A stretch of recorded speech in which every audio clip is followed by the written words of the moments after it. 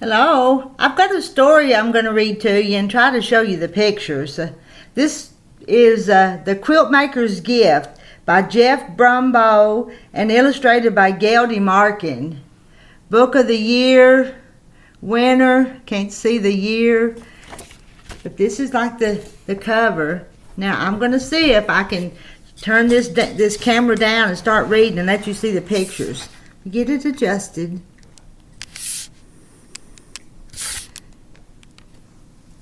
The Quiltmaker's Gift.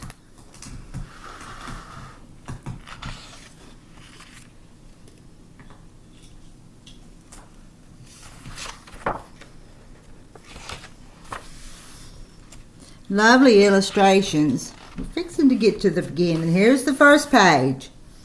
There was once a quilt maker who kept a house in the blue misty mountains up high. Even the oldest great-great-grandfather could not recall a time when she was not up there sewing away day after day. Here and there and wherever the sun warmed the earth, it was said she made the prettiest quilts anyone had ever seen. The blues seemed to come from the deepest part of the ocean, the whites from the northernmost snows, the greens and purples from the abundant wildflowers, the reds, oranges, pinks from the most wonderful sunsets.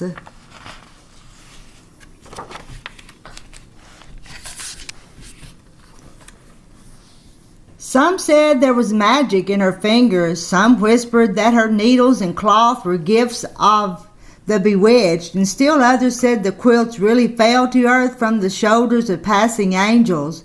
Many people climbed her mountain, pockets bursting with gold, hoping to buy one of the wonderful quilts, but the woman would not sell them.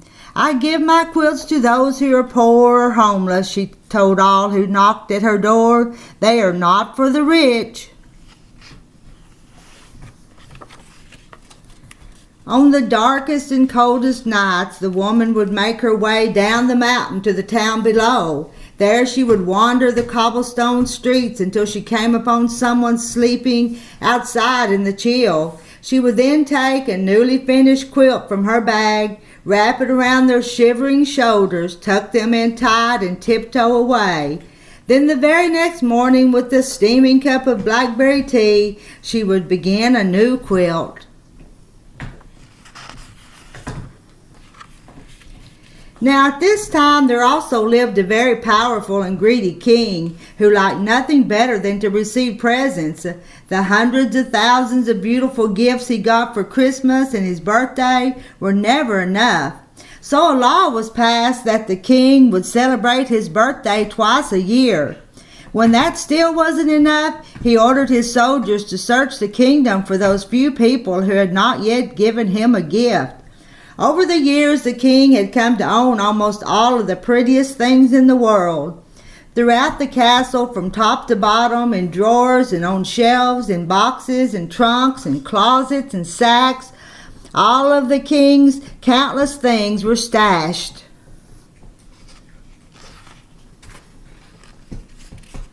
Things that shimmered and glittered and glowed, things whimsical and practical, things mysterious and magical, so many things that the king kept a list of all the list of things he owned. And yet with all these marvelous treasures to enjoy, the king never smiled. He was not happy at all. "Somewhere there must be one beautiful thing that will finally make me happy," he was often heard to say, "and I will have it." One day a soldier rushed into the palace with news about a magical quilt maker who lived in the mountains. The king stomped his foot. "And how is it that this person has never given me one of her quilts as a gift?" he demanded. "She only makes them for the poor, your majesty," the soldier replied, "and she will not sell them for any amount of money." "Well, we shall see about that," the king roared. "Bring me a horse and 1,000 soldiers." And they set off in search of the quilt maker. But when they arrived at her house, the quilt maker merely laughed. "My quilts are for the poor and needy, and I can easily see that you are neither. "I want one of those quilts," the king demanded. "It might be the one thing that will finally make me happy."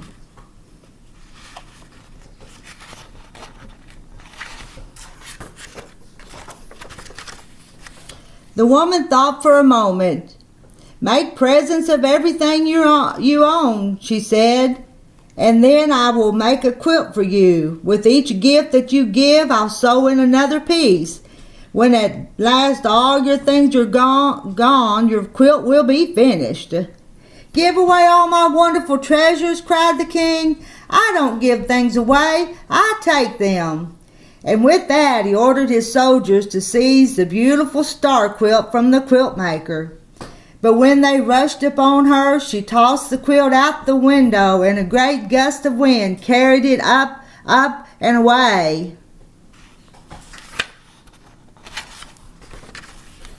The king was now very angry. He marched the woman down through town and up another mountain where he had his royal iron makers shape a thick bracelet of iron. Then they chained her to a rock in the cave of a sleeping bear. Once more the king asked her for a quilt, and once more she refused. "Very well then," the king replied, "I'll leave you here, and when the bear awakens, I'm sure he will make a very fine breakfast of you."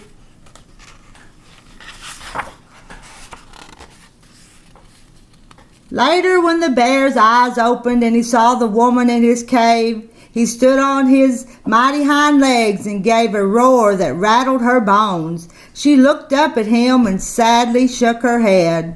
"It's no wonder you're so grouchy," the quiltmaker said. "You've nothing but rocks on which to rest your head at night. Bring me an armful of pine needles, and with my shawl I'll make you a great big pillow." And that is what she did. No one had ever been so kind to the bear before, so he broke the iron bracelet and asked her to spend the night.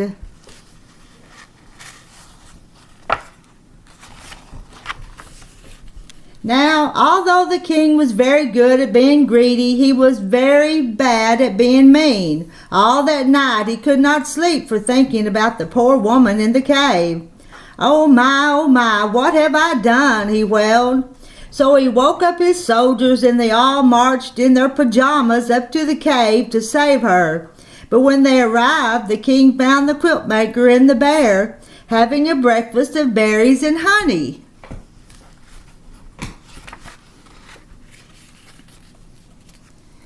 Now the king completely forgot about feeling sorry and became angry all over again. He ordered the royal island makers to build an island barely big enough for the woman to stand on her tiptoes. Once again the king asked for a quilt, and once again she said no. "Very well," the king replied. "Tonight, when you're too tired to stand and lie down to sleep, you will drown." And the king left her alone on the tiny island. Shortly after he left, the quiltmaker saw a sparrow flying across the great lake. A cold, fierce wind was blowing, and it did not look like the poor bird would make it to shore. The quiltmaker called to him, and he stopped to rest on her shoulder. The poor, tired sparrow was shivering, so the woman quickly made him a coat from scraps of her purple vest. When he was warmed and the wind had stopped, the bird flew off. But he was very grateful to the quiltmaker for what she had done.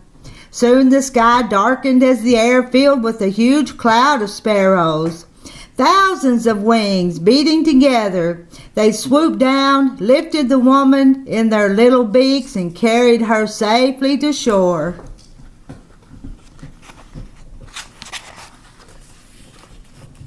Again that night the king could not sleep for thinking about the woman alone on the island. Oh my, what have I done?" he moaned. So he woke up his sleepy soldiers again, and they marched in their pajamas down to the lake to set the woman free. But when they arrived, she was sitting on a tree limb, sewing tiny purple coats for all the sparrows. "I give up," the king shouted. "What must I do for you to give me a quilt?"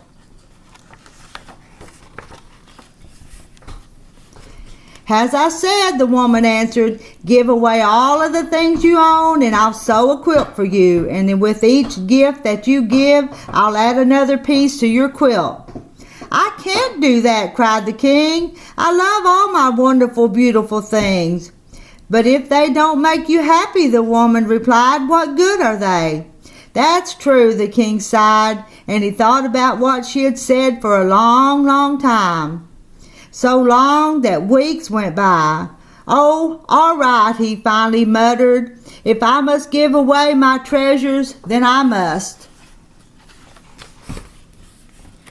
The king went to the castle and searched from the top to the bottom for something he could bear to give away. Frowning, he finally came out with a single marble, but the boy who received it smiled so brightly in return, the king went back for more things.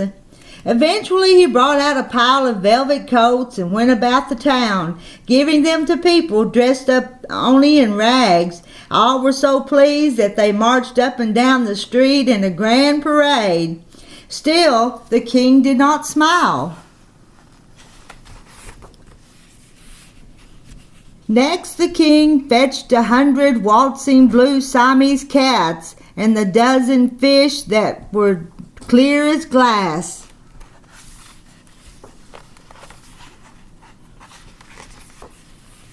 Then the king ordered his merry-go-round with the real horses to be brought out. Children cried with delight and cartwheeled around him, and just the smallest of smiles began to show on the king's face. The king looked about him and saw the dancing and merry-making and all the happiness his gifts had brought. A child took hold of his hand and pulled him into the dance. Now the king really smiled and even laughed out loud. "How can this be?" he cried. "How can I feel so happy about giving my things away? Bring everything out. Bring it all out at once." Meanwhile, the quilt maker kept her word and started making a special quilt for the king. With each gift he gave, she added another piece to his quilt.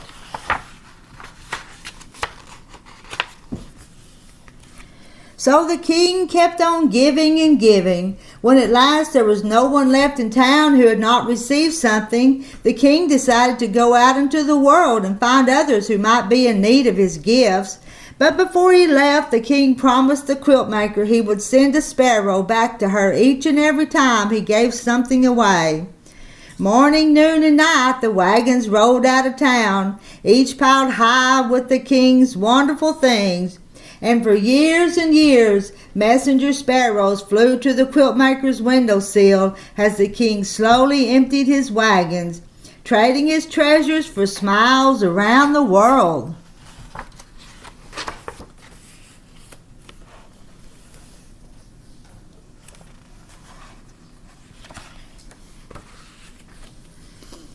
On and on the quiltmaker worked, and piece by piece the king's quilt grew more and more beautiful.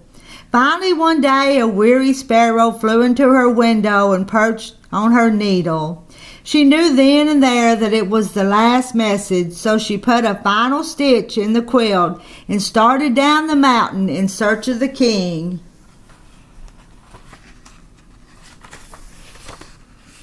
After a long search, she finally found him. The king's royal clothes were now in tatters, and his toes poked out of his boots. Yet his eyes glittered with joy, and his laugh was wonderful and thunderous. The quilt maker unfolded the king's quilt from her bag. It was so beautiful that hummingbirds and butterflies fluttered about. Standing on tiptoe, she tenderly wrapped it around him. "What's this?" cried the king. "As I promised you long ago," the woman said, "when the day came that you yourself were poor, only then would I give you a quilt." The king's great sunny laugh made green apples fall and turn his way, and flowers turn his way. "But I'm not poor," he said. "I may look poor, but in truth my heart is full to bursting, filled with memories of all the happiness I've given and received. I'm the richest man I know." "Nevertheless," the quilt maker said, "I made this quilt just for you." "Thank you," replied the king. "I'll take it, but only if you'll accept a gift from me. There is one last treasure I have left to give away. All these years I've saved it just for you." And from his rickety, run-down wagon, the king brought out his throne. "It's really quite comfortable," the king said, "and just the thing for long days of sewing." From that day on, the king often came to the quiltmaker's house in the clouds. By day, the quiltmakers sewed the beautiful quilts she would not sell, and at night the king took them down to the town. There he searched out the poor and downhearted, never happier than when he was giving something away.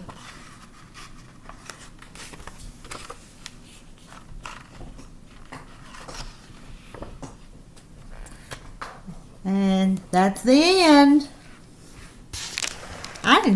I enjoyed that story. Hope you did too.